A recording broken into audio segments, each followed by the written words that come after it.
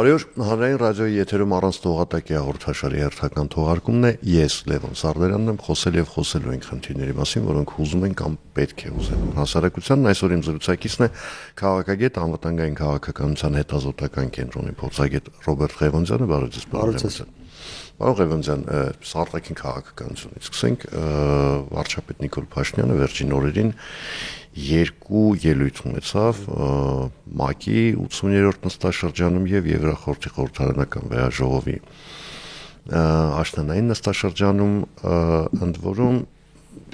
եթե թույլ տաք, այսպես հակառակ հերթականության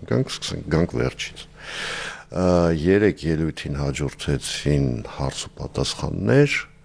եւ այդ հարցերից մեկը Մեծ Բրիտանիան ներկայացնող պահպանողական թևի ներկայացուցիչը իր խոսքում 4 կամ 5 անգամ, ես տենց հաշիվը խառնեցի, 4 կամ 5 անգամ օգտագործեց Զանգեզուրի միջանցք արտահայտություն, քանի որ ես այնտեղ էի, ես տեսա, որ վարչապետը ըստ էության բավական նյարդայնացավ այդ ձևակերպումներից եւ պատասխանն էլ ինքը բավական ներվային էր, բայց հիմա պատասխանին չանդրադառնանք։ Ենթադրում եմ, որ այստեղ այդ մարդուն գրել տվել էին ձեռքը, ասել էին կարդա այս հարցը։ Հիմա ենթադրում եմ նաև, որ այնտեղ ներքին ինֆորմացիա ստացա, որ հիմա այդ պատգամավորը աշխատում է ուղիղ ադրբեջանցիների հետ։ Հիմա ինչի համար է այդ կացնային այդ սադրանքները, ինչի համար են արվում։ Ես նշեմ, որ պատասխանեցել էր այդ նյարդայնությունը երևում Փաշինյանը, իսկապես ըստ իմ տպավորության անակնկալի էր եկել, նա չէր սպասում նման խոսույթով հարցի, մյուս կողմից պետք է սպասել իրականում Ադրբեջանը փորձում է խաղալ եւ Ադրբեջանը չի փորձում խաղալ մեզ հետ, Ադրբեջանում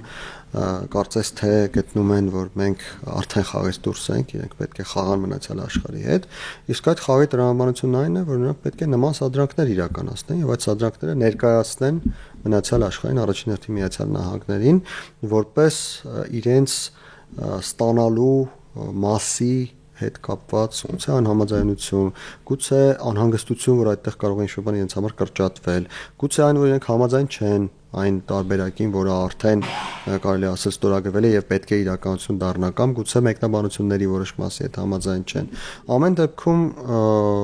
այն, որ Ադրբեջանը փորձում է այսպիսի միջոցներով թե Ալիևի շուրթերից, թե տարբեր հատվածներում այլ մարդկանց միջոցով ցույց տալ միջազգային հանրությանը, որ այնինչ նա ցանկանում է նա պետք է ստանա, սա ակնհայտ է։ Մյուս կողմից կա այսպիսի մի բան, տեսեք Փաշինյանը շատ կարևոր շեշտադրում արեց եւ այդ կարևոր շեշտադրումը կապված է նրա հետ, որ նա նշեց Հայաստանի Հանրապետությունում նման բան չկա։ Ի վերջո մենք չենք կարող ազդել օրինակ Հայաստանի Հանրապետությունից դուրս Ադրբեջանի տարածքում այդ ճանապարհի անվանման վրա։ Ալիևը կարող է այդ ճանապարհը անվանել Զանգեզուրի միջանցք եւ կարող է նույնիսկ ցուցանակներ փակցնել Ադրբեջանի տարածքում, նույնիսկ օկուպացված Արցախի տարածքում կարող է նման ցուցանակներ փակցնել եւ Հայաստանի Հանրապետությունը այս բանը որևէ գործիք չունի դրա վրա ազդելու, այնպես որ ընդհանուր առմամբ Զանգեզուրի միջանցք արտահայտությունը կարելի է ասել Հայաստանի Հանրապետությանը չի վերաբերում, բայց ընդհանրապես գոյություն չունենալ պարտադիր չէ, որ այդպես լինի։ Այնպես որ Փաշինյանի այդ նյարդայնությունը ես մի փոքր կքննադատեի, ցանկանայի, որպեսզի հավասարակշռված լիներ ավելի պատասխանը եւ պատասխանում կցանկանայի, որ նա նշեր, որ Հայաստանի Հանրապետությունից դուրս անվանեք ինչ ուզում եք։ Հայաստանի Հանրապետությունում Զանգեզուրի միջանցք չկա, ինչպես նա ասաց, չի եղել, չկա եւ չի էլ լինելու։ Սա ավելի կարծում եմ տրամաբանական պատասխան կլիներ, քան այն, որ ընդհանրապես Զանգեզուրի միջանցք չկա եւ չի լինելու։ Այնպես որ իրավիճակն այս է, իրականությունը սա է, պետք է սա հետ առերեսվենք։ Բայց գործընթացը նման խոսույթով չի անլրջանում, Փաշինյանի մասին չի խոսքը։ Մասնավորապես Ադրբեջանը ստորագրում է մի թղթի տակ, որի տակ կա նաև Միացյալ Նահանգների նախագահի ստորագրությունը, հետո սկսում ես լրիվ ուրիշ տերմինոլոգիայով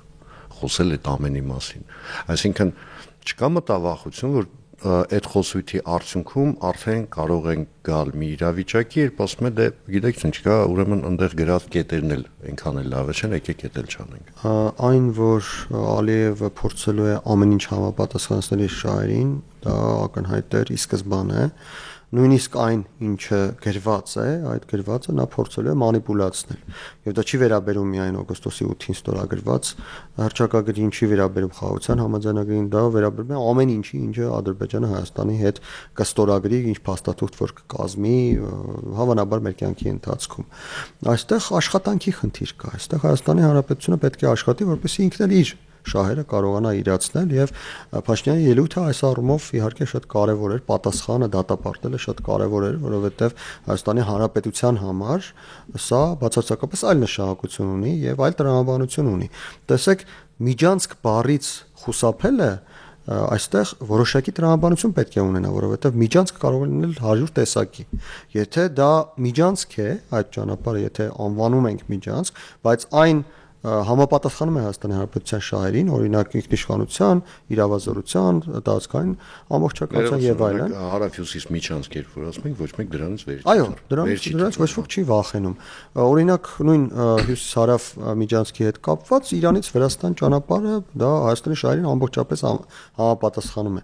Այլ հարց է, որ Զանգեզուրի միջանցք ասելով Բաքվում հասկանում են արտատարածքային ինչ-որ տրամաբանություն։ Եվ հենց այստեղ է, որ Հայաստանը ամբողջապես պետք է հերքի այդ տրամաբանության գոյությունը եւ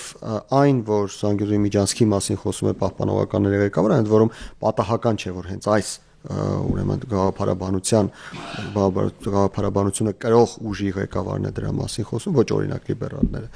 Սա եւս մեկ անգամ ցույցիչ է այն բանի, որ Ադրբեջանը կարողանում է աշխատել որոշակի տրամադրվածություն, որոշակի գաղափարական դաշտում գտնվող ներկայացուցիչների հետ եւ բավական հաջող է կարողանում աշխատել իմիջայլոց։ Մենք էլ պիտի փորձենք աշխատել թե նրանց հետ տարբեր այլ ներկայացուցիչների միջոցով, եթե այդ մեկին արդեն ադրբեջանցիները պես ճակերտներում գնել են կամ այդ մեկի հետ արդեն ունեն պայմանավորվածություններ, եւ առավել եւս այն գաղափարաբանության ներկայացուցիչների հետ, որոնք ավելի են համընկնում Հայաստանի պատկերացումների Հայաստանի կարգի հետ, օրինակ նույն լիբերալների հետ, նաև ժողովրդավարական զարգացման շատ այլ ուղղությունների ներկայացուցիչների հետ, նաև պահպանողականների հետ, ինչպես ես արդեն ասացի, այստեղ աշխատանքի պայքար է գնում։ Եթե նույնիսկ տեսեք Հայաստանի իշխանությունները հայտարարում են, թե խաղաղությունը արդեն հաստատված է, ինչին ես համաձայն չեմ, թղթերով խաղաղություն չեն հաստատում, խաղաղություն կհաստատվի, երբ գործընթացները տեղի ունենան։ Բայց եթե նույնիսկ մենք ունենք մի իրավիճակ, երբ Հայաստանը եւ Ադրբեջանը չեն պատերազմում, նույնիսկ եթե տնտեսապես սկսենք համագործակցել, միևնույն է, աշխատանքի մրցակցություն լինելու է։ Աշխատանքի մրցակցություն չլինել ներկա աշխարհում երկու հարևան պետությունների միջև հնարավոր չէ, այդպիսի բան չի լինում։ Ցանկացած երկու պետություն իրար հարևան, եթե մենք վերցնում ենք աշխատանքի ոլորտում կա մրցակցություն նրանց միջև, ով պետք է շուկաներում ավելի մեծ մասնաբաժին ունենա, ով պետք է տարանցիկ հաղորդակցություններում ավելի մեծ մասնաբաժին ունենա, ով պետք է կարողանա ավելի լավ տեխնոլոգիաներ ներմուծել եւ սփռել մյուս պետության վրա եւ այլն եւ այլն։ Տեսեք, քանի որ խաղաղությունից խոսք գնաց, Մայքում արդեն Նիկոլ Փաշինյանի ելույթի այսպես հիմնական թեզը կառուցվածել այդ խաղաղության վրա, այսօր խաղաղություն, վաղը խաղաղություն, այսինքն ինչ որ եղել արդեն անցել է, ճիշտ այնտեղ վարչապետը էլի փոքր անդրադարձ արեց այդ նույն խոսույթին, Զանգեզուրի միջանցք, բայց արդեն Ալիևի ելույթին պատասխան դա եղավ, եւ դուք, եթե չեմ սխալվում, գնահատական էիք տվել, որ վարչապետի բերած թեզերը իրենք լավ հաշվարկված, հավասարակշռված եւ կարևորը ընկալելի էին։ Այո, անկեղծ լինեմ, ոչ միշտ են նման ծավալուն ելույթները նման կերպ դասակարգված լինում, համակարգված լինում, այս անգամ բավական լավ թեզերից մեկից մյուսին անցումը, թեզերի ներկայացումը, թեզերի վերաբերյալ մեր պատկերացումները, Հայաստանի պատկերացումները եւ դրանց համադրումները միջազգային հանրությունում տիրող կարևորագույն մոտեցումների հետ բավական լավ էր իրականացված, թե խաղաղության մասով, թե հաջորդ հատվածներում, որտեղ խոսվում էր Հայաստանի եվրոպական ձգտումների մասին, որտեղ խոսվում էր Հայաստանի արտաքին քաղաքականության մասին, հավասարակշռված ուրեմն արտաքին քաղաքականություն վարելու մասին եւ այլն։ Եվ ընդհանուր առմամբ պետք է նշել, որ այդ համակարգվածությունը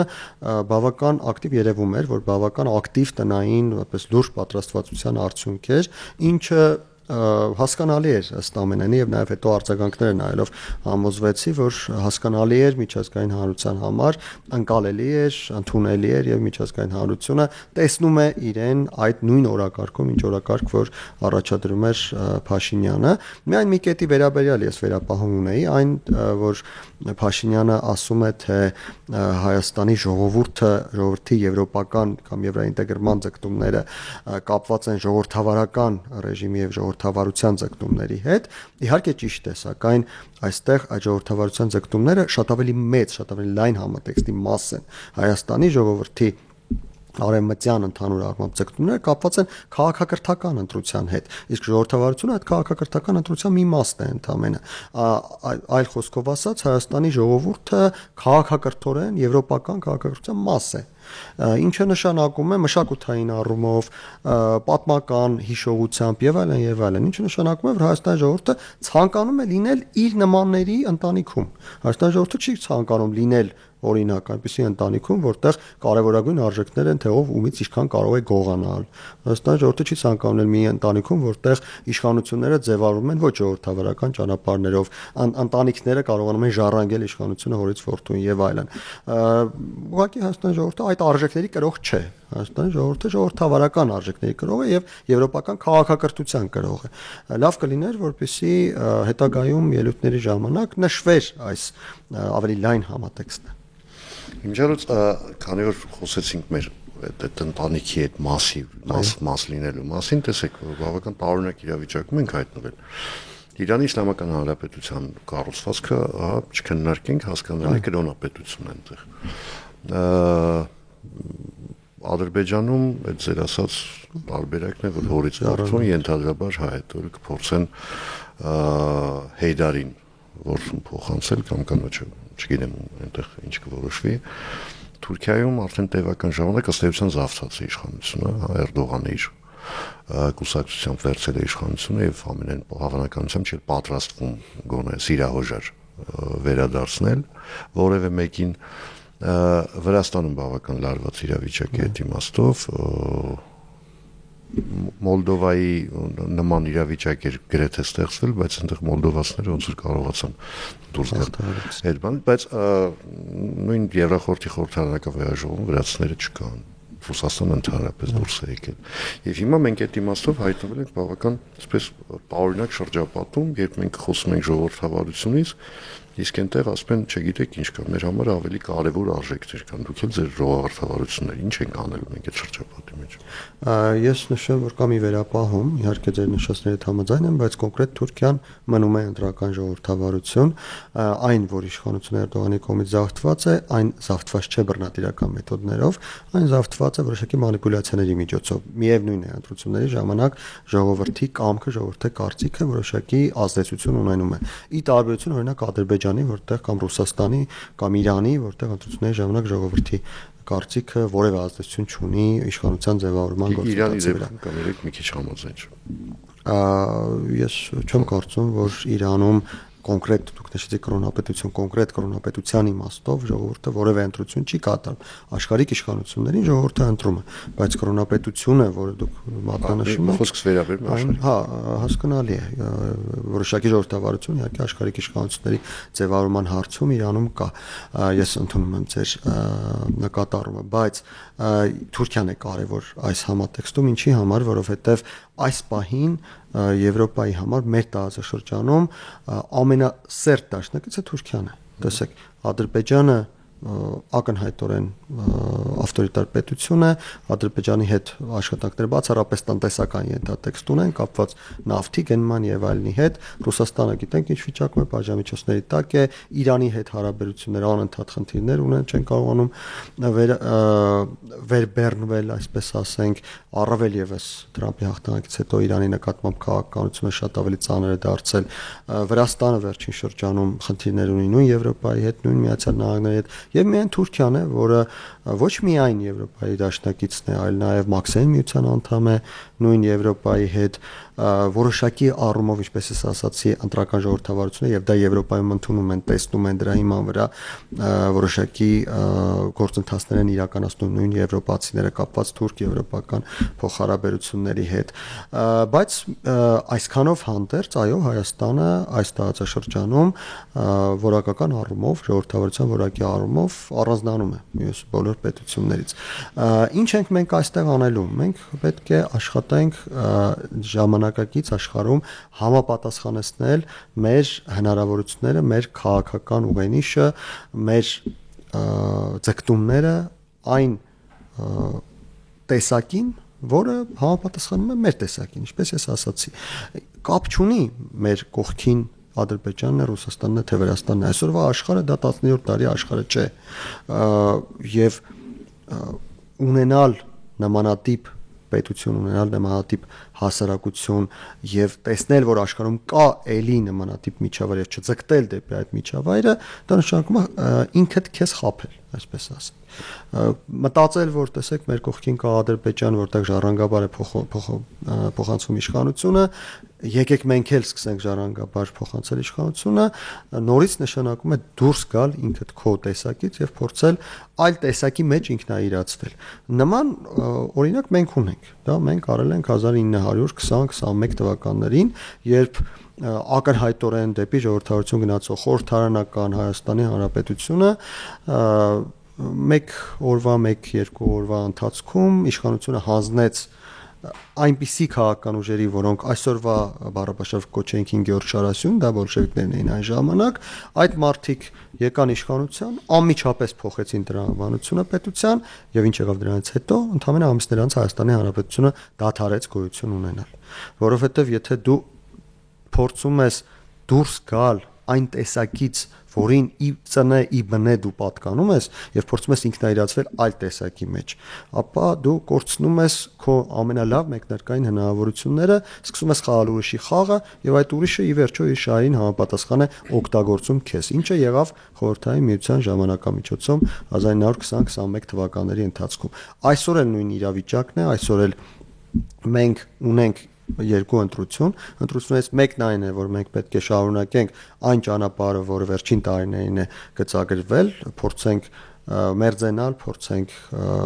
դրսևորվել, իրացվել այնպիսի միջավայրի հետ հարաբերություններում, որը մեզ հետ Հայաստանի քաղաքացիների հետ ի բնեի ծնե, ինչպես ասացի, նույն ակունքն ունի,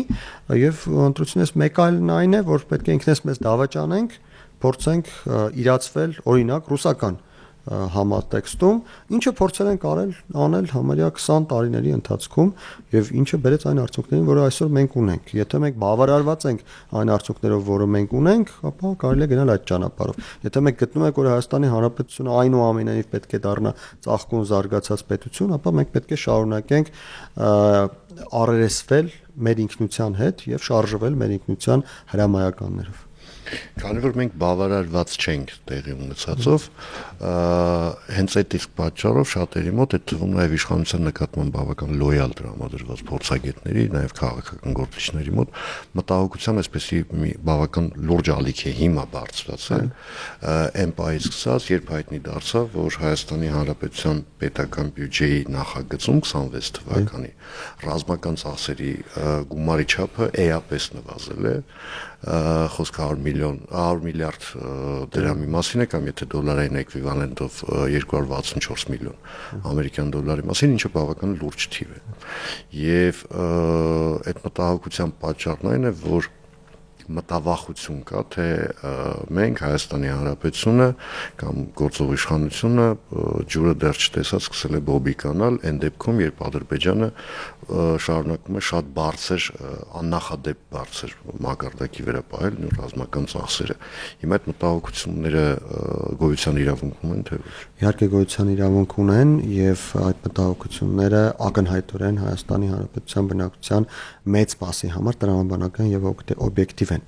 Ինչու են տրամաբանական եւ օբյեկտիվ, որովհետեւ այստեղ կա գաղտնիք պարունակող որոշակի շերտ, որը ակնհայտ է, որ ես բացել չեմ կարող, բայց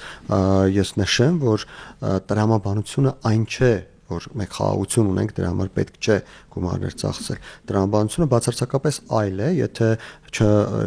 այսպես ընդհանուր գծերով ասենք,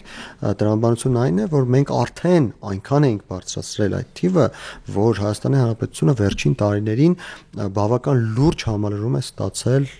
ռազմական ոլորտում, եւ դա ոչ միայն զինտեխնիկայի մասին է։ Եվ եկել է մի ժամանակ, երբ այդ համալրումը պետք է մարսել, այսպես ասենք։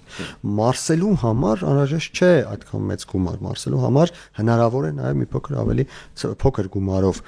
իրականացնել այդ գործընթացը, ավելին նշեմ ես, նորից առանց գաղտնիքի շերտեր բացահայտելու, նույնիսկ ավելի շատ գումարներ եւ ավելի շատ համալրումը կարող է բավարար չլինել, ոչ թե բավարար չլինել, կարող է խնդիրներ ստեղծել այդ մարսելու գործընթացի համար։ Մոտավորապես պես կենցաղային մակարդակում, երբ մենք շատ համեղ բան ենք ուտում, եթե չափից դուրս շատ ենք ուտում, օրգանիզմը խնդիրներ է ունենում։ Մոտավոր կարելի է ասել, որ այս տրամաբանության մեջ է հարցը, բայց նորից նշեմ, քանի որ կա այստեղ գաղտնիքի մաս, կա այստեղ օբյեկտիվորեն մաս, որը Հայաստանի իշխանությունը ուղղակի հանրությանը պատմել չի կարող, այդ պատճառով էլ այդ տեղեկության պակասը առաջացնում է օբյեկտիվ անհանգստություններ Հայաստանի հասարակության մոտ, այստեղ որը բան անել հնարավոր չէ, այդ անհանգստությունները պետք է լինեն։ Հիմա տեսեք, թե այս տեղեկատվությունը, որի մասին մենք հենց նոր խոսում ենք, թե Թրամփի ուղին կամ մեղրի ճանապարհը, եթե դրսում դրանք քննարկման թեմաներ են, ներսում դրանք փորձ է արվում դարձնել ներքաղաքական պայքարի գործի։ Իշխանությունը բնականաբար մնում է իր տեսակետին, որ թե խաղաղության համաձայնագրի նախաստորագրումը, թե օգոստոսի 8-ի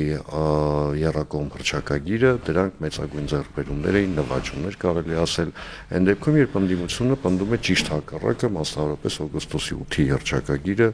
ներկայացնելով որպես ըստ էության ինքը իրեն կապիտուլյացիոն փաստաթուղթ, կապիտուլյացիա բառը շատ ենք սիրում մենք օգտագործել քաղաքական խոսույթում, բայց այստեղ մի խնդիր է առաջանում։ Ես ամենայն դեպս ուշադիր բնականաբար հետևում եմ քաղաքական զարգացումներին, ընդդիմությունը երբեմն նույնիսկ իր օբյեկտիվ մտահոգություններով հասարակական արձագանք ստանալ չի կարողանում։ Ինչու՞։ Տեսեք, նախ սովորաբար, եթե իշխանությունը չափից դուրս լավատես է եւ ընդդիմությունը չափից դուրս վատատես է, իրականությունը գտնվում է դրանց արանքում։ Դա ցանկացած վերլուծության հիմնակարային, այսպես ասենք, ենթադրությունն է, որը հետագայում սովորաբար նորից նշեմ ապացուցվում է։ Ինչ վերաբերում է նրան, որ ընդդիմությունը չի կարողանում ստանալ համարժեք հանրային արձագանք, դա կապված է ընդդիմության աշխարհաքաղաքական տեսլականի հետ։ Տեսեք, ասելով ընդդիմություն, այս դեպքում նկատի ունենք առաջին հերթին արմատական ընդդիմությունը, որի հիմնական հատվածը, հիմնական ներկայացուցիչները խորհրդարանական ընդդիմության ներկայացուցիչներն են։ Սրանք մարդիկ են, ովքեր ակնհայտորեն ունեն մեր զրույցի նախորդ հատվածում նշված քաղաքակրթական այլ պատկերացումներ։ Նրանք կարծում են, որ կարելի է Ռուսաստանի հետ այն պետության հետ, որը ավտորիտար է, այն պետության հետ, որտեղ նախագահը 25 տարի է ըստ էության չի փոխվել, նույնիսկ այդ Մեդվեդևի տարիներին Պուտինը ղեկավարում էր երկիրը, այն պետության հետ, որտեղ ոստիկանը կարող է հանգիստ առանց խնդիրներ ունենալու վիրավորել եւ նույնիսկ մարմնական վնասվածքներ հասցնել քաղաքացուն եւ այդ քաղաքացին էլ մի բաներ կդատվի, այդ պետության այդ վարք ու բարքը արժեքները համադրելի են Հայաստանի Հանրապետության կյանքի հետ։ Հայաստանի Հանրապետության ժողովուրդը դրա հետ համաձայն չէ։ Եվ այս տրամաբանությունը, այս կաղապարը, երբ արդեն կա,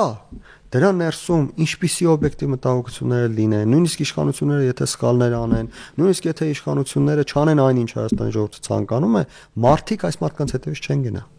որովհետև այս մարդիկ արդեն իրենց վարքագծով, իրենց գործողություններով, իրենց հայտարարություններով, իրենց պատկերացումներով ցույց են տալիս, որ իրենք այնպիսի արժեհամակարգի կողմնակից են, որը Հայաստանի ժողովրդի համար ընդունելի չէ։ Դրանից հետո դե եկեք ասեք, որ Հայաստանի իշխանությունները դավաճան են։ Գուցե Հայաստանի իշխանությունները դավաճան լինեն կամ չլինեն, Հայաստանի իշխանությունները կարող են նույնիսկ ամենավատ գործողությունները իրականացնել, բայց միևնույն է, այդ ընդդիմության հետևից Հայաստանի ժողովուրդը չի գնա։ Այսինքն մենք հիմա պետք է հասնենք զուտ պետության տեսանկյունից եմ նայում խնդրին, պետք է հասնենք ընդդիմափոխության։ Պետության տեսակետից լավ կլինի, որպեսզի Հայաստանի անդիմադիր դաշտի այն հատվածը, որը ռուսական քաղաքակրթության ջատագով չէ Հայաստանում, այդ հատվածը կարողանա այնքան ամրանալ, զարգանալ, որպեսզի ձեռնոց նետի իշխանությանը։ Եթե այդ հատվածը կարողանա դա անել, այն իմ նշած ռուսամետ հատվածը ուղղակի կմնա լուսանցքում։ Գուցե նույնիսկ ազգային ժողովի ընտրություններում շեմը հաղթանեն, բայց նույնիսկ երկրորդ տեղը չեն գրավի։ Իսկ այսօր իրավիճակը բացարձակապես այլ է։ Երկրորդ տեղի հարցում որևէ կասկած չկա, որ ռուսամետները հաղթելու են, երկրորդ տեղում հայտնվելու են, իսկ իմ նշած այն անդիմության ներկայացուցիչները, ովքեր ռուսամետ չեն, բայց ակնհայտորեն իշխանամետ էլ չեն, շատ փոքր հնարավորություններ ունեն նույնիսկ անցողիկ շեմը հաղթահարելու։ Իդեպ Եվրախորհրդի խորհրդարանական վեհաժողովում Նիկոլ Փաշինյանն իր ելույթում ասաց անդրադարձավ այդ հարցին, եթե կհիշեք, այնտեղ նա ասաց, որ Հայաստանում ռեսուրսները կենտրոնացած են հենց այն ձեր ասած քաղաքական ուժերի ձեռքում, եւ այդ քաղաքական ուժերը ըստ էության ժողովրդավարական գործիքները օգտագործում են ժողովրդավարության դեմ, եւ այդտեղ դիլեմ իշխանության համար ինքը որ ճանապարհով պիտի գնա, այդ գործիքները պետք է վերացնի, բայց այդ դեպքում արդեն կարծիքի եւ խոսքի ազատության հետ կապված խնդիրներ են ստեղծվում եւ առաջանում, թե պիտի համակերպվի այս իրավիճակի հետ։ Հիմա ըստ ձեզ օրինակ Հայաստանը ինչ պիտի անի ես։ Ես նշեմ, որ դա միայն Հայաստանի խնդիրը չէ, նման խնդիր, նման դիլեմա կանգնած է աշխարհի շատ երկրների իշխանությունների առջև եւ ընտրությունները տարբեր են։ Իրականում կան իշխանություններ, որոնք գնում են ժողովրդավարությունը նվազեցնելու ճանապարհով, կան իշխանություններ, որոնք չեն գնում այդ ճանապարհով եւ թույլ են տալիս օգտագործել այդ գործիքները, բայց շատ դեպքերում երկու ճանապարհն էլ խնդիրներ հարուցում են։ Ես ցանկանում եմ բերել Վրաստանի օրինակը։ Վրաստանում մենք տեսնում ենք, որ կար մի իշխանություն, որը ակնհայտորեն ժողովրդավարության կողմնակից էր, եւ մեկ էլ հանկարծ պարզվեց, որ նրանք երկար տարիներ նախապատրաստել են եւ այսօր իրականացնում են Վրաստանի արտաքին քաղաքական կուրսի փոփոխություն, իսկ ժողովուրդն էլ բավական փոքր լծակներ ունի եւ չի կարողանում էական ազդեցություն ունենալ այդ գործընթացի վրա։ Թե ինչ պետք է անի Հայաստանի Հանրապետությունը, պետք է որոշեն Հայաստանի իշխանությունները, բայց այն, որ Հայաստանի ժողովուրդը Հայաստանի իշխանություններից պահանջելու է արդյունքներ, դա ակնհայտ է։ Այդ արդյունքները պետք է մի կողմից լինեն այն, որ Հայաստանում ժողովրդավարությունը չտուժի, մյուս կողմից պետք է լինեն այն, որ ամենաթողության այդ ժողովրդավարությունը չբերի։ Բարոյական, բայց եկեք հասկանանք էլ ինչի մասն ենք խոսում։ Տեսեք, լավ լրատվամիջոցներին հանգիստ թողնենք, այդ մասին շաբաթ օրը մենք խոսենք դեռ։ Գյումրիի քաղաքապետը հայտարարում է, որ ցանկացած մեկը, որը դեմ է Հայաստանի եւ Ռուսաստանի միությանը, ըստ էության կծմանը Հայաստանի Ռուսաստանի դաշնությանն առնվազն հիմար է։ Դուք բերեցիք Վրաստանի օրինակը։ Վրաստանում եթե հանկարծ ինչ-որ մեկը նման բան արտահայտություն իրեն թույլ տար, ամենաբարձր կետից կգցեին քուրգետը։ Այս դա ժողովրդավարություն չէ։ Դա ժողովրդավարություն չէ։ Տեսեք, մեր դեպքում ունենք մի այսպիսի մեկ այլ դիլեմա։ Դա կապված է նրա հետ, որ Հայաստանի իշխանությունները իրենց լեգիտիմությունը ստացել են ժողովրդավարության միջոցով։ Ներքին լեգիտիմությունը կատի ունեմ, նաև արտաքինն էլ, ինչու ոչ։ Եվ առավել եւս ընտրություններից առաջ ժողովրդավարությունը չպետք է տուժի, որովհետեւ եթե ժողովրդավարությունը տուժում է, նրանց լեգիտիմությունը նվազում է։ Լեգիտիմությունը նվազում է, վարկանիշը նվազում է, ստանում են ավելի քիչ ձայներ։ Իսկ մյուս երեսը ժողովրդավարության հակառակումը դա ամենաթողությունն է։ Ամբողջապես ամենաթողությունը իհարկե նրանք չեն կարող թույլ տալ, բայց մի փոքր այդ սահմանը անցնել նրանք կարող են թույլ տալ, եւ դա չի վնասի իրենց վարկանիշին, գոնե այնքան չի վնասի, ինչքան կվնասի, եթե նրանք ժողովրդավարությունից հետ կանգնեն։